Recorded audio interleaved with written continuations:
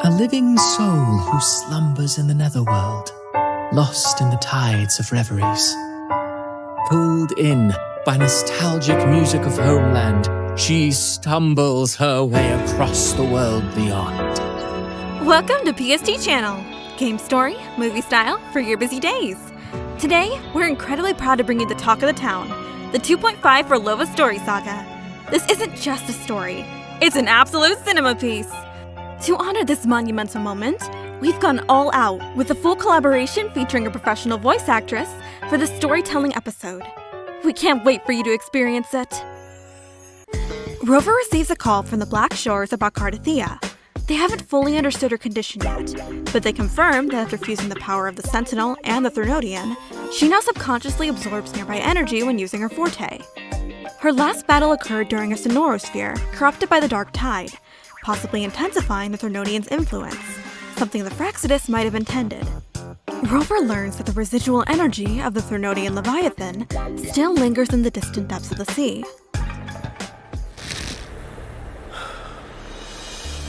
Blasphemy.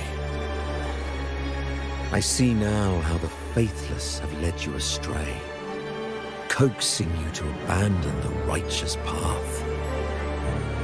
I may be faceless, but I'm not maidenless. While traveling, suddenly, Fenrico appears. He subtly suggests teaming up, perhaps even joining his cause, to fight a common enemy, the Fractsidus. Yet, given past events, Rover chooses not to trust him and rejects the offer. You will find no escape from the storm ahead.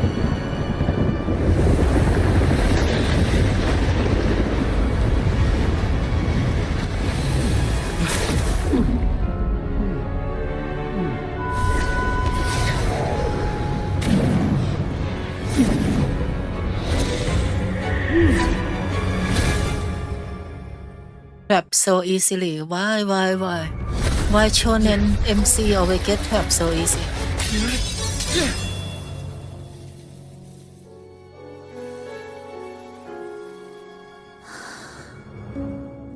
As Rover, you find yourself in a strange place beneath the sea, realizing it was Phrolova who had saved you. Though critically wounded and hunted by the Order, she risked her life to rescue you. She then reveals that Fenrico has the Thernodian's residual energy, and offers a deal. Since both of you seek to reclaim it from the Order, why not work together? Time is running out. With Phrolova injured and Rover's surroundings unknown, cooperation seems to be the best option for both of you. After accepting her proposal, Rover encountered a distorted door. Phrolova uses her orchestration ability to briefly change its state.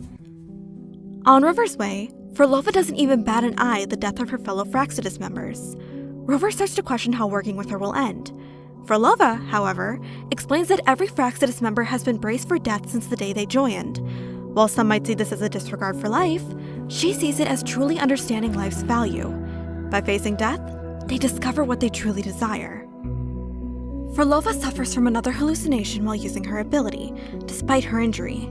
This time, she is shown the chaotic, desperate minds of people from the past facing death. She comforts them, and after a brief moment of pain, she quickly recovers. Phrolova points Rover toward the lost beyond, where the Thernodian's residual energy lies. She reveals all she has done here, and tells Rover about Fenrico's betrayal and his plot against her. Phrolova reveals the existence of the lost beyond, a perfect, timeless realm she composed not with notes, but with intention and hope. She created it as a sanctuary, a chance to mend what was broken and fulfill impossible wishes. To fully realize this vision, the Lost Beyond still needs a divine texture to harmonize its melody, the gem. Phrolova says she sealed the gem deep within the Lost Beyond to keep it out of Fenrico's hands. She sacrificed nearly all her strength to do so. As they prepare to move forward, Phrolova presents two different paths, a difficult shortcut or a longer, safer route. Rover chooses a shortcut without hesitation. Rover reaches the key area where common echoes are being created. Rover finds the echo breeders where common echoes are being incubated. Phrolova explains how it all functions, before the newly created echoes suddenly attack the both of you.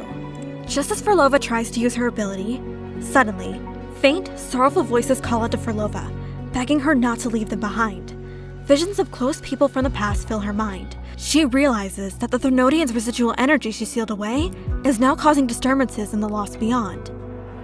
Phrolova's orchestration has restored the area, but overusing her ability plunges her exhausted mind into more hallucinations. She finds herself beside her loved ones, playing music and sharing laughter. Phrolova reassures them she's still here, and one day will fulfill the promise that brings everyone back. She then faints, thinking the long-awaited death has finally come for her, but Rover brings her back. As Rover and Phrolova continue their journey, Rover finds recordings that reveal Fenrico's scheme to seize the Lost Beyond and the Threnodian's residual energy, which seems to contradict his previous commands. Fenrico appears to notice his abnormality. When Phrolova points out that Fenrico is in disarray, Rover suspects he's fallen under the Threnodian's influence. Rover then seizes the moment to ask Phrolova about her true reason for creating the Lost Beyond. She simply replies that it was but to keep a distant promise and satisfy an obsession. Rover realizes Phrolova is recovering as she uses her abilities more to find a way out. This means the partnership based on her injuries is shattering. Meanwhile, Phrolova continues to see visions while using her ability. An unknown voice echoes in Phrolova's mind, suggesting that if the world cannot be changed, perhaps it's time to walk a different path altogether. One where their shared goal is still within reach, and an indication to her that the situation in the Lost Beyond is deteriorating, as she and the space are closely connected. An accidental triggered security system separates Rover and Phrolova. She proposes splitting up to speed up the search. Rover worries this might be a trap set by her and Fenrico. To ease Rover's doubts, Phrolova hands Rover her baton, which holds some of her remaining resonance energy, her only support in her current state. After some thought, Rover accepts her baton, and Rover and Phrolova go separate ways. Rover finds a piece of sheet music and prepares to meet up with Phrolova, but Abby warns Rover about her strange frequency. Given the unpredictable natures of the underwater environment, Rover tells Abby to return to the Tacit Mark, but to stay alert. We then switch over to Phrolova's perspective. While searching for the sheet music, Phrolova encounters the Grand Architect of the Fraxidus, who has taken the form of Triss. The Grand Architect suggests that with the unexpected turbulence in the sea depths, plans for the Lost Beyond should be set aside for now. Instead, trapping Rover to secure the Threnodian's residual energy has become the new priority. Phrolova considers this and then accepts the Grand Architect's command. The Lost Beyond's influence on Phrolova intensifies. Visions of people from the past and promises fill her mind. Some voices urge her to yield, but she refuses to give in. Out of stubbornness, she believes the world is but a symphony of resonating frequencies. Humans may fall to be tacit discords, and tacit discords may rise again as humans. All are but vessels with no true boundaries. Reuniting with Phrolova, an explosion blocks off the elevator to the upper floors. She instead decides to use her ability to amplify the blast, creating a greater shockwave to propel the two of you upward. Rover returns Phrolova her baton, and in turn, she hands Rover all the sheet music pieces and entrusts Rover with the orchestration. Taking the conductor's baton yourself is the only way to believe in what's unfolding in this place, and decide how you will move forward. On Rover's way to the Lumen Tower, some interference makes Rover stray from the correct path. Rover finds himself in an unknown location full of ensnared acolytes. With no way out, Phrolova points out that disguising Rover as the acolytes is the only viable option. Rover follows a group of acolytes to a statue, where an altar holds the lantern of Napoleon II. Upon touching it, Rover is suddenly teleported into an elusive realm. Rover comes across an orchestration altar. Rover suggests Phrolova handle the orchestration, while Rover searches the area for any useful clues. Reading through the files Rover found, they uncover a hidden truth.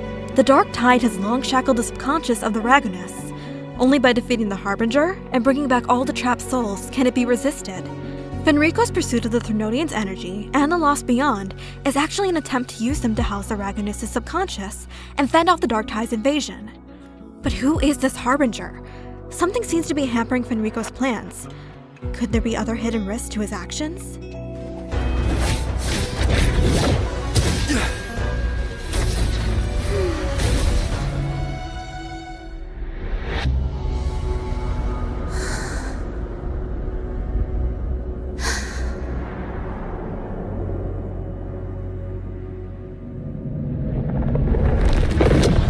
Did Sephiroth do this?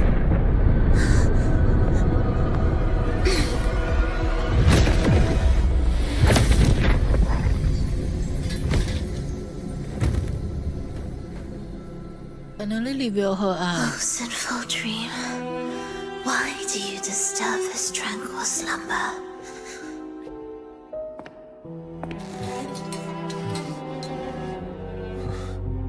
What is this power?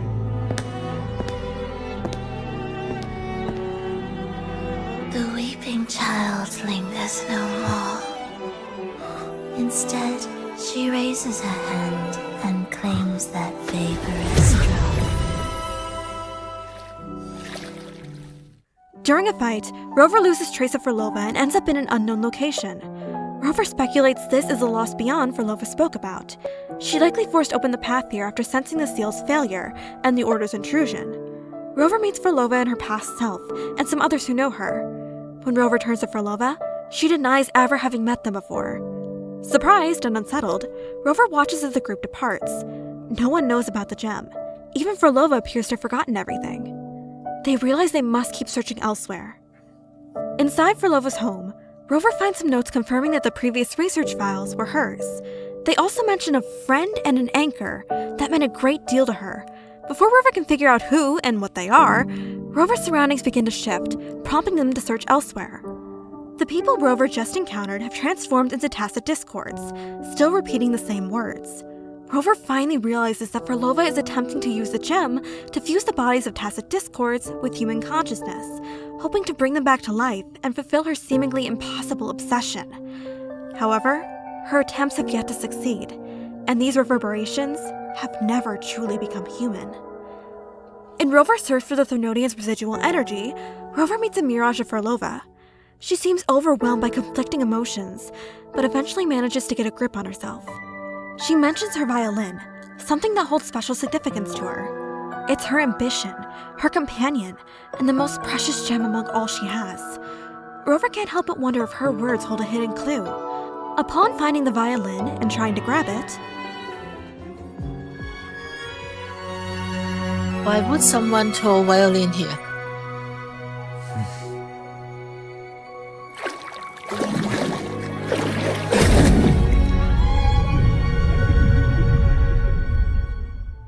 Rover finds himself in a flashback through Phrolova's perspective.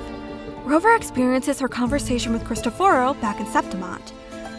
Phrolova and Cristoforo argue over using Cardathea to harness the Thermodian's power. Phrolova questions the risk, while Cristoforo insists it's worth it for their research and the Grand Architect's goal. He assures her their plans align. Giving Rover the script was a way to leverage Rover's power to progress the story, until the power could be separated from Maya and returned to their grasp. The second flashback of Phrolova, this time, Rover finds himself talking with Fenrico and Raguna, revealing the true reason for the Phraxidus' involvement in the Carnival. Deepening people's beliefs helps the Leviathan gather and amplify its goal, paving the way for a successful separation of the divinity, a shared goal between the Order and the Phraxidus. The Order has invested far too much to see it fail, and having the Phraxidus ruin the Carnival would only solidify the Order's rule. When Phrolova saw Rover arrive, she realized they could use Rover to help complete the divinity separation. In Phrolova's third flashback, Rover sees her and Scar and Jinzo, standing before a hatching Overthrax. Her presence in Norfell Barrens was mostly for personal reasons. Despite the Grand Architect's orders, she cared little about Jinzo or you.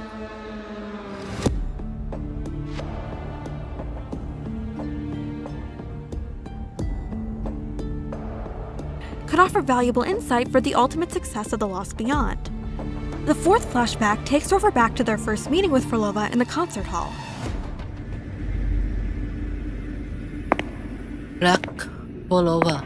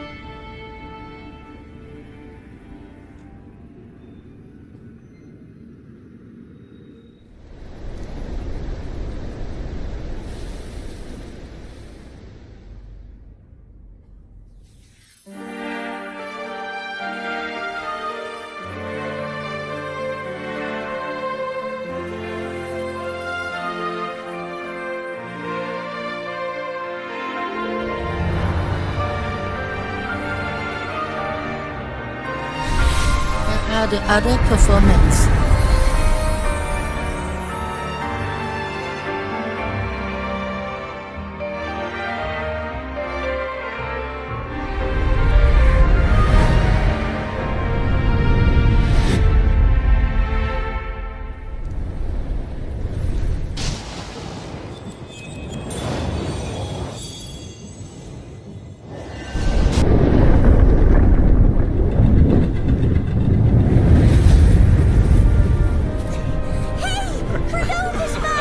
How were your performances? All smooth, I hope?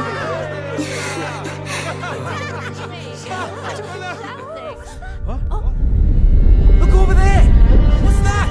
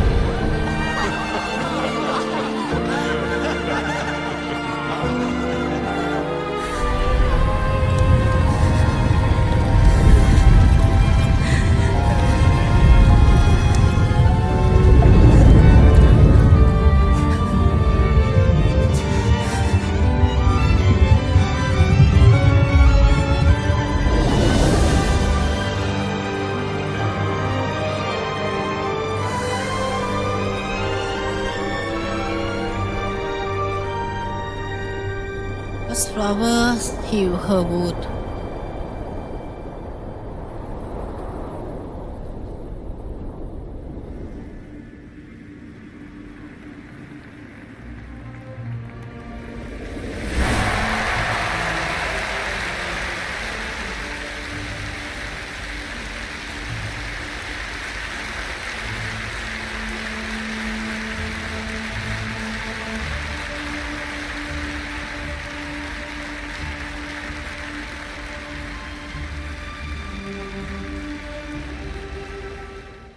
During a concert, a curious audience member questions Phrolova about a mysterious, tragic composition possibly linked to a forbidden composer with the same name.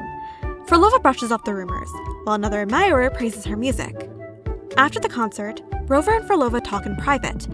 Rover senses deep sorrow in her music, prompting Phrolova to reveal its origin. A melody born from a destroyed ancient town beneath the concert hall, where only one survivor wandered alone. Phrolova composed the piece to release that survivor's grief. Inspired by Rover's words about starting over, Phrolova finds new hope and promises to complete the piece by including voices from the past. Rover promises to return, and Phrolova says she'll be waiting. Later, Rover questions whether the encounter was real or a trick, unsure if they truly met her before. In the last vision, Rover witnesses Phrolova's conversation with the Grand Architect of the Fraxidus, who appeared as her audience. By briefly shifting to Triss, he showed Phrolova a glimpse of rebirth, thus persuading her to join the Fraxidus. Having endured countless failures, Phrolova accepted. As Rover watched this past version of Phrolova move towards the darkness, Rover tried to stop her from going down the wrong path. Suddenly, the present Phrolova reveals herself. Rover notices something is off and stops her plan to trap them. Rover questions whether what they just saw was real, but she refuses to answer, only replying that there is nothing Rover can do to change the present, whether it was real or not. Rover continues on their way to the gem and Fenrico. I am the first, yet shall be the servant of all. Is that the Dark Tide?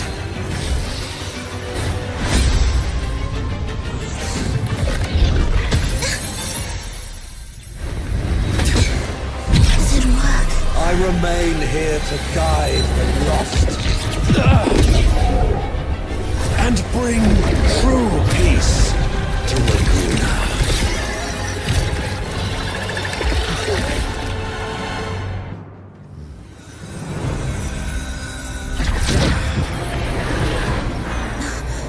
The gem's power grows.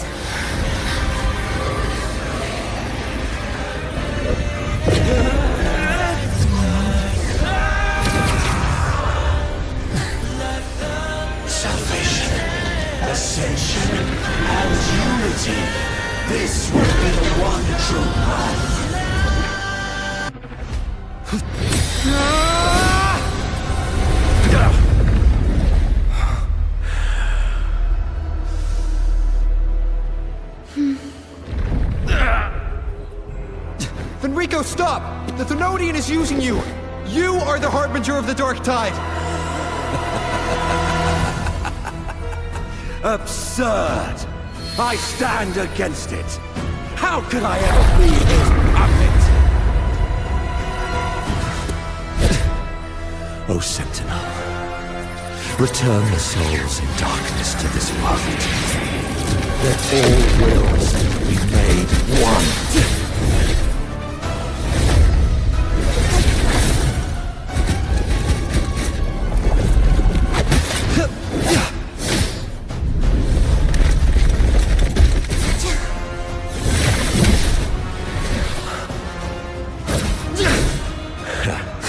The gem is fleeing into the dark tide.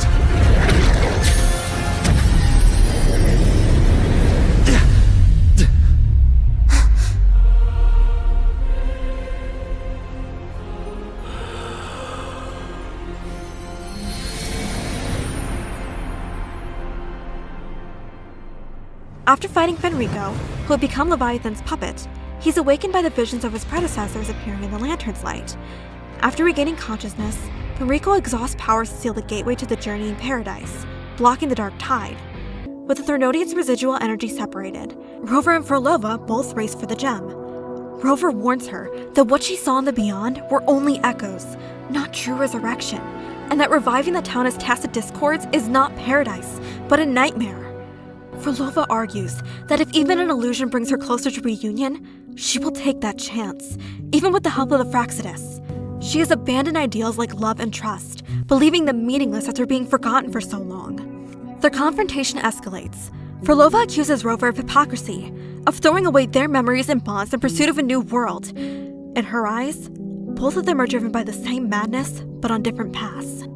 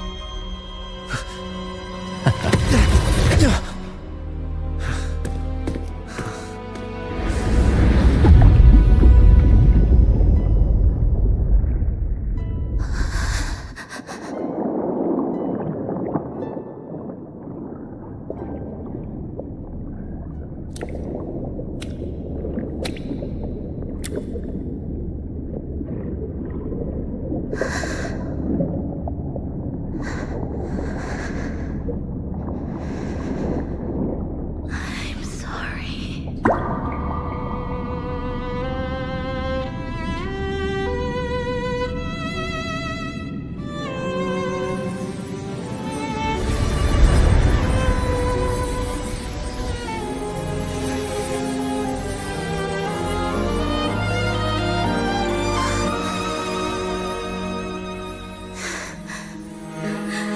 I've come home.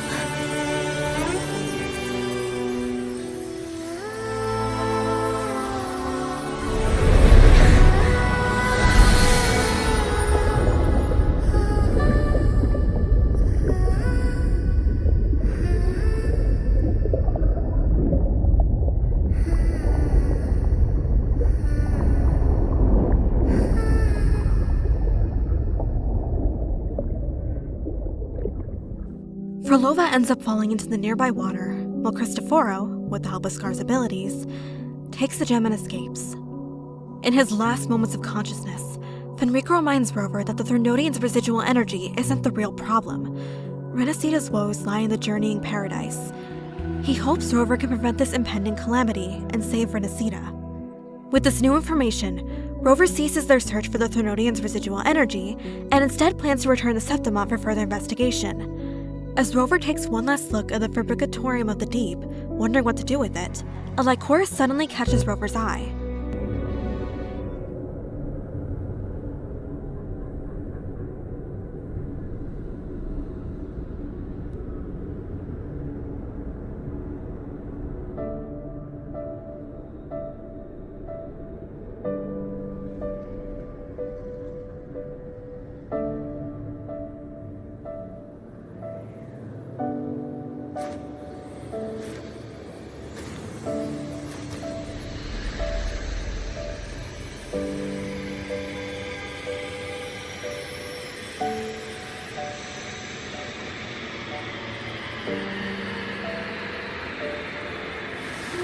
dear Marie, come home with me, come dance with me in a rosy haze of yesterday. Memory, don't drift away, please. Keep me here in your warm embrace. I'll trade anything for one more day.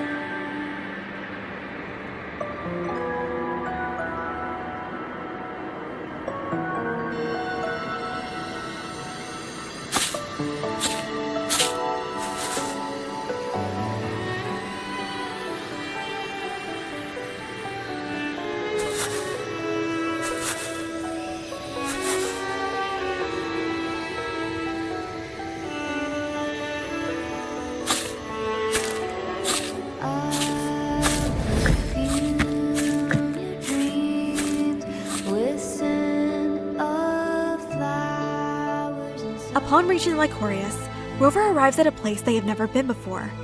Rover discovers a path that leads to the Lost Beyond, and thanks to Abby's reminder, Rover realizes this means Phrolova is still alive in some way. Abby reassures that the smell is just leftover energy and nothing harmful. They debate whether entering might alert Phrolova, since it feels like stepping into someone's thoughts. Quick note, if you enter the Lost Beyond, you will somehow see Phrolova in her soul-like form, which implies she somehow transferred her frequency and memory into this, similar to how she does with others. Rover returns to Raguna to check if the chaos from the Fabricatorium of the Deep has affected the city, and runs into Zani, learning that the recent quake caused minimal damage. She advises him to focus on Septimont while she handles things in Raguna. Rover then contacts Cardathea and reveals that Threnodian's power, trapped in a gem, caused the dark tide through a rift Fenrico opened. This anomaly, called the Journeying Paradise, is unlike previous ones. Rover then plans to go to Septimont to investigate further. So, here comes the summarizing time, just for you! First, Phrolova used to meet with Rover in the past and have shared some special bond with them. She felt that Rover is the only person who truly understood her feelings expressed into her music. Rover promises to come back to listen to her performance again. However, they've never appeared since then. Phrolova later joins the Praxidus and becomes part of the big terrorist organization. She revives countless souls into tacit discords and attacks Jinzo in 1.0. She plays this apart to ensure Rover obtains Lauret in 2.0. She knew that after that, Rover would sever the tie between Sentinel, Threnodian, and Florides. She and Cristoforo were behind the Dark Tide Loop event in 2.4, which sent energy to create this gem we see in 2.5. This gem is a manifestation of the Leviathan Threnodian core. Just like her, it is the power of assimilation, which Phrolova needed to merge the memory of those she loves with a new body. However, in order to pass the gem to Cristoforo, she ended up losing her body also. That is the whole summary of what happened. Anyway, for those who love Wuthering Waves' story, I'm happy to announce that I will dive deeper into this absolute cinema lore this time and give you a more thorough review and explanation of what the Praxidus has been doing thus far, and more detail for Phrolova's background lore. So please stay tuned.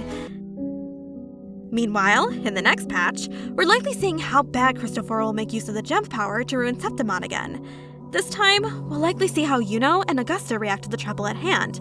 Let me know all your thoughts and theories in the comments below. Thank you so much for joining me on this incredible adventure.